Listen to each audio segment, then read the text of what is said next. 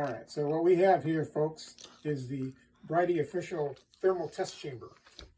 We're testing our first unit here just to make sure to verify and or establish what the actual operating temperature range of the unit is. So this is a big giant box that's empty mostly. And if you were to come around to the back side, you see that I have a 1200 watt heat gun that's stuffed in there. We drilled a hole and it's basically blowing hot air that I can adjust here into the box. It's a hair dryer. Well, it's actually a heat gun, but it's very much like a hair dryer. Yes, it's an industrial hair dryer. And then, so it comes through here, and I have a little spreader on the other end. And then Did you get this box in China? This was a shipping box. Yeah, it came from China.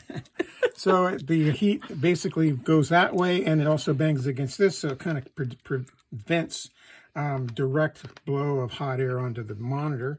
And then what we have is we have two fans that basically this one blows this way, sort of blows the air around that way, and then this one blows the air. Actually, they sort of work against each other, but ultimately what that does is that brings the air, makes it cycle more or less this way.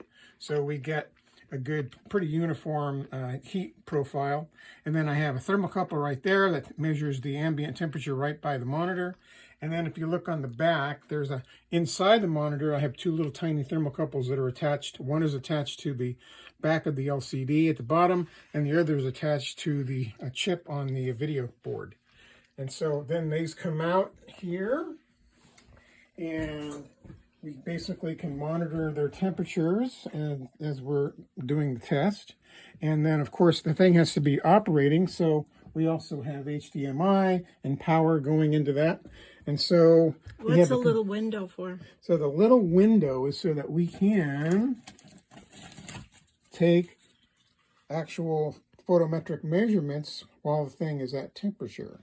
So that's a high temperature acrylic that I just happen to have laying around that isn't even made anymore. It just happened to be perfect for this little project. Mm-hmm. And then, so we get the box top. So we basically have to move that out of the way, but if you would do that, you see then what happens is we just put the old box top on, and then I can run everything from here, or I can even put this up on top of there and fire it all up, and we are rocking and rolling. So, those are the fans. It's so high tech. It is way high tech. What happens when it gets so hot that the cardboard catches on fire? Well, we're not going to go that high.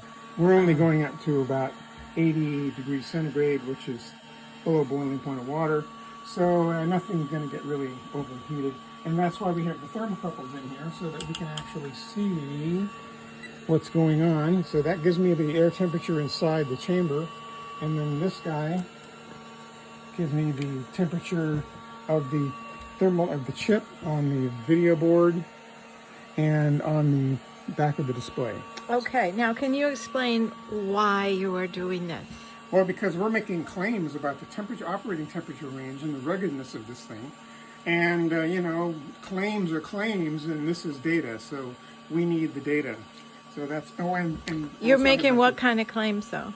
About a rugged, high temperature. It's not going to burn, you know, out in full sun, you know, in the heat of the summer and all that kind of stuff. Well, we need to actually know what this thing will do. Okay, what is the problem if it gets too hot? Well, the thing will stop working. That's one thing. The video board will probably shut down. And the other, if it gets really hot, then the display will also shut down, although both of those are usually reversible. But, you know, we want to also confirm that. So we'll probably test this thing all the way up to where the thing isn't operating and just may see what happens, and hopefully it recovers and there's no damage. Okay, so stay tuned tomorrow when we get some results. That's right. That's what we're going to do. Okay.